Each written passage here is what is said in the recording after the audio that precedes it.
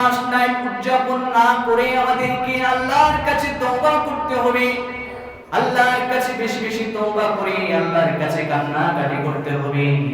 আপনার গুনাহগুলোর প্রায়শ্চিত্ত করার জন্য, আমার গুনাহগুলোর প্রায়শ্চিত্ত করার জন্য আল্লাহ রাব্বুল আলামিনের কাছে বেশি বেশি প্রায়শ্চিত্ত করতে হবে, তওবা করতে হবে। এটাই হবে আমাদের পরবর্তী বছরের জন্য আমাদের বর্ষ বরণ হবে। আমরা আবিজাবি যে ফালতু নোংরামি গুলো করবো না, 31st নাইট উদযাপন করবো না, বরঞ্চ আমরা ওই দিন তাহাজ্জুদের নামাজ আদায় করে আল্লাহর কাছে কান্নাকাটি করব। আমরা কি পারবো? ইনশাআল্লাহ। আল্লাহ রাব্বুল আলামিন সেটা অনুরোধ করে দিয়েছেন। আল্লাহ বলেছেন, ওয়ালা তাকরাবা হাদিহিশ শাজারাতা ফাতাকুনা মিনাল-যালিমিন।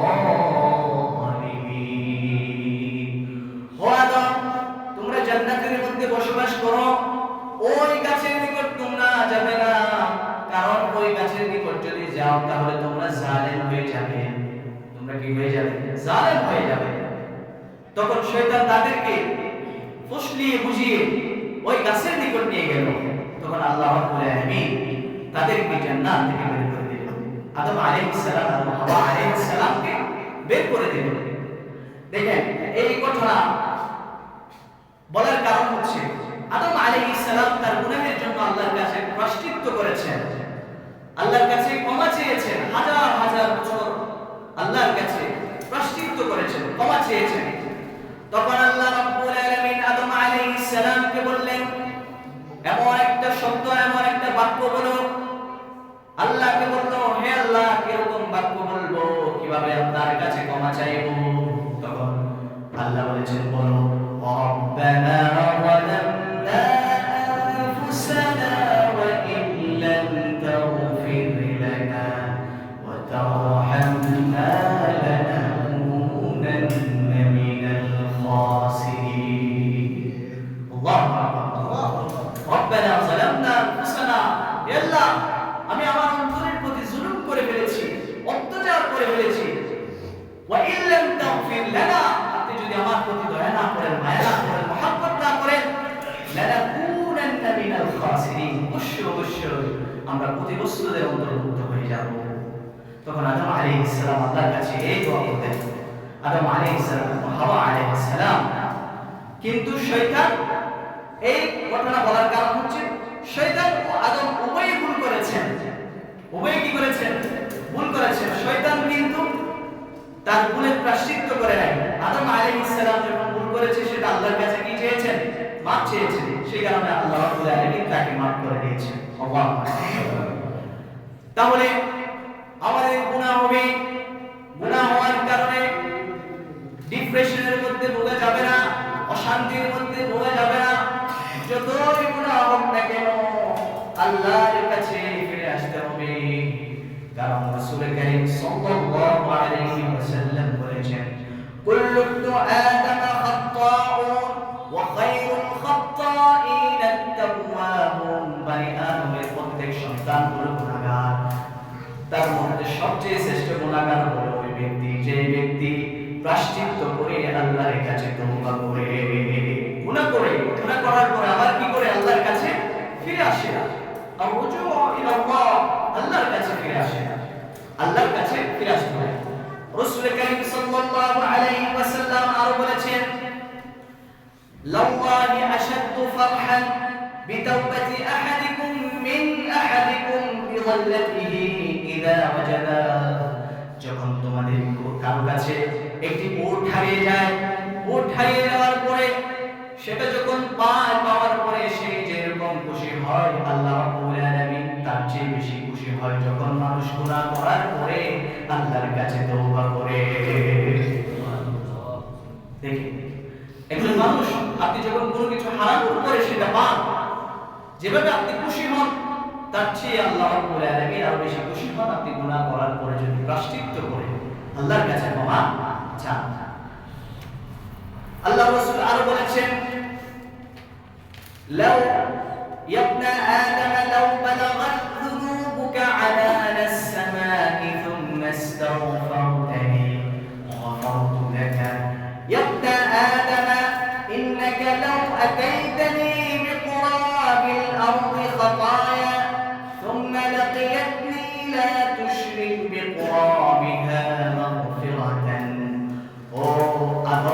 সন্তানেরা, যখন তোমরা আসমান পরিমাণ গুনাহ নিয়ে আমার কাছে উপস্থিত হও, তখন আমি যদি তোমরা তোমাদের গুনাহের প্রায়শ্চিত্ত করার জন্য আমার কাছে আসো, আমি তোমাদেরকে ক্ষমা করে দিই। আপনি যদি আসমান সমপরিমাণ গুনাহ নিয়ে আল্লাহর কাছে উপস্থিত হন এবং আল্লাহর কাছে আপনার গুনাহের অ্যাকনলেজমেন্ট দেন, স্বীকারোক্তি দেন, আল্লাহ রাব্বুল আলামিন, আল্লাহ রাসূল বলেছেন, আল্লাহ রাব্বুল আলামিন আপনার গুনাহগুলোকে মাফ করে দেন।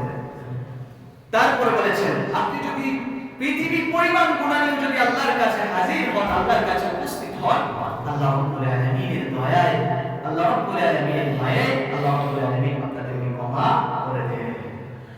কারণ আপনি যতই গুনাহ করেন না কেন, ডিপ্রেশন ভুলে যাবে না, হতাশা হওয়া যাবে না।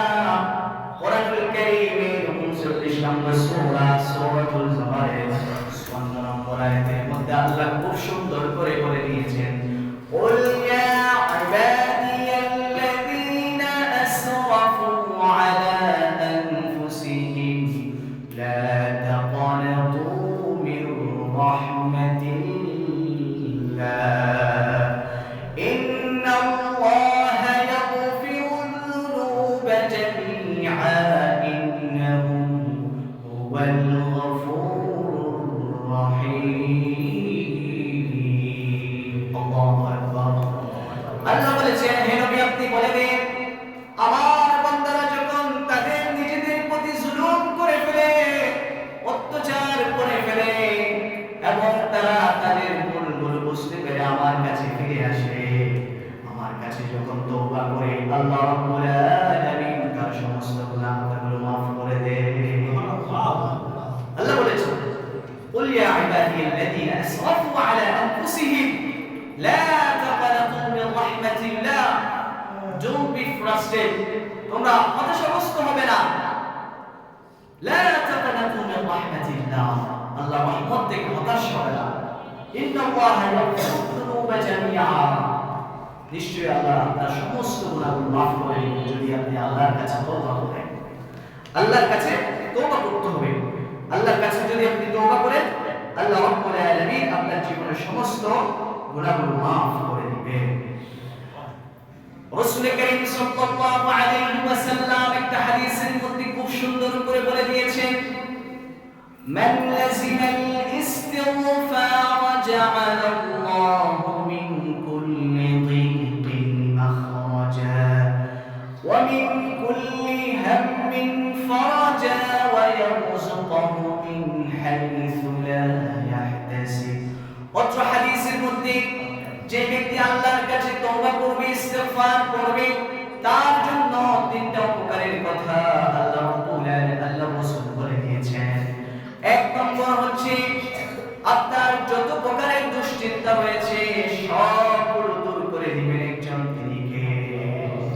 বলেছেন, মান লাযিমাল ইস্তিগফার, যে ব্যক্তি ইস্তিগফারের সাথে আধার মতো করে লেগে থাকবে, উঠতে বসতে ফিরতে যেতে যেখানে যাবে না কেন সব করেন ইস্তিগফার করবে, আল্লাহর কাছে ইস্তিগফার করবে, আস্তাগফিরুল্লাহ আস্তাগফিরুল্লাহ আস্তাগফিরুল্লাহ এভাবে পড়বে। তারপরে বলেছেন দেখেন, তারপরে তার যত রকমের অভাব অনটন আছে সব কিছু দূর করে দিবেন। শুধু তাই নয়, ওয়া ইয়ারযুকুহু মিন হাইসু লা ইয়াহতাসিব, আপনার রিজিকের ব্যবস্থা করে দিবেন এমন এমন জায়গা থেকে আপনি কল্পনা করতে পারবেন না। আর অনেক কথা রয়েছে, অনেক ফজিলতের কথা আল্লাহ রাব্বুল আলামিন কোরআন এবং হাদিসের মধ্যে বর্ণনা করেছেন। সেই কারণে 31st নাইট উদযাপন না করে আমাদেরকে আল্লাহর কাছে তওবা করতে হবে।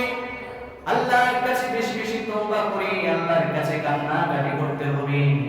আপনার গুনাহগুলোর প্রায়শ্চিত্ত করার জন্য, আমার গুনাহগুলোর প্রায়শ্চিত্ত করার জন্য আল্লাহ রাব্বুল আলামিনের কাছে বেশি বেশি প্রায়শ্চিত্ত করতে হবে, তওবা করতে হবে। এটাই হবে আমাদের পরবর্তী বছরের জন্য আমাদের বর্ষবরণ হবে। আমরা আবিজাবি যে ফালতু নোংরামিগুলো করবো না, 31st নাইট উদযাপন করবো না, বরঞ্চ আমরা ওই দিন তাহাজ্জুদের নামাজ আদায় করে আল্লাহর কাছে কান্নাকাটি করব। আমরা কি পারবো? ইনশাআল্লাহ। আল্লাহ রাব্বুল আলামিন প্রত্যেককে আজকের এই আলোচনাগুলো আমল করার তৌফিক দান করুন। সম্মানিত